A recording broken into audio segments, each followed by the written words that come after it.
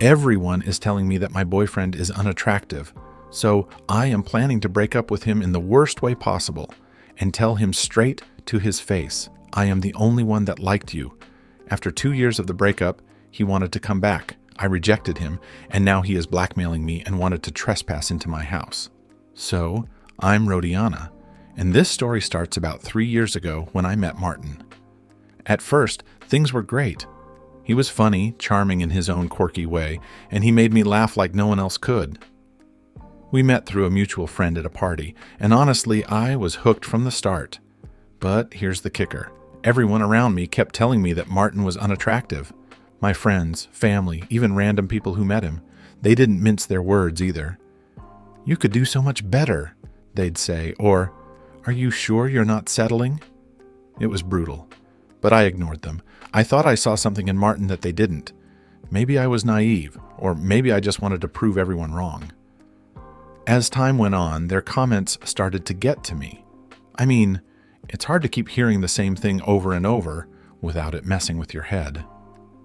But I still stuck it out with Martin, because despite what everyone said, I genuinely liked him. Fast forward 2 years into our relationship, and things started to change. The constant barrage of comments about Martin's looks chipped away at my resolve. It wasn't just his appearance they commented on. They also criticized his quirks and mannerisms, which I initially found endearing. I began to see him through their eyes, and I started to feel embarrassed to be with him. One night, we were at a dinner party, and one of my so-called friends made a snide remark about Martin's appearance right in front of him.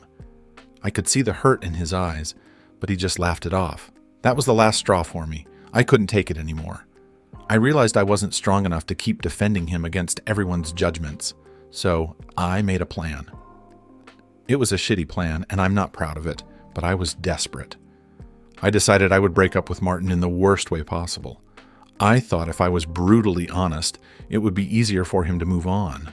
Spoiler alert, it was a terrible idea. I'll never forget the day I broke up with Martin. We were at his place, watching a movie. I had been psyching myself up for this moment for days. My heart was pounding in my chest, and I felt sick to my stomach. I paused the movie and turned to him. "Martin, we need to talk," I said. His face immediately fell, and I knew he sensed what was coming. "What's going on, Rodiana?" he asked, looking concerned.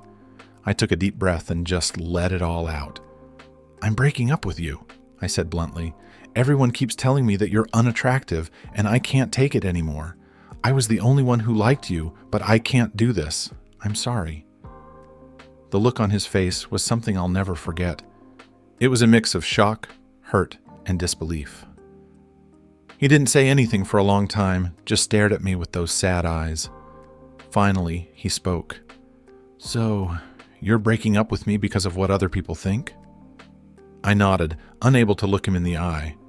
He didn't say anything else, just got up and walked out of the room. I left his place that night feeling like the worst person on the planet, and I was. The aftermath of the breakup was rough. I felt like shit, and honestly, I deserved it. My friends tried to comfort me, saying I did the right thing, but it didn't help. I knew deep down that I had hurt someone who didn't deserve it.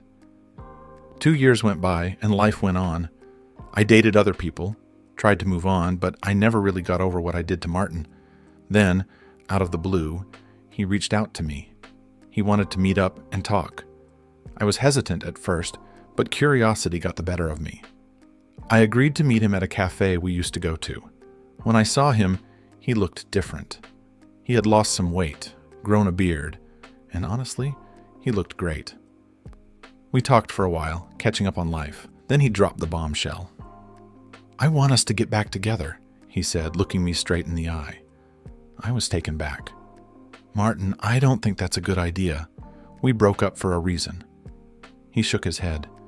"No, you broke up with me because of what other people thought. I've changed, Rodiana.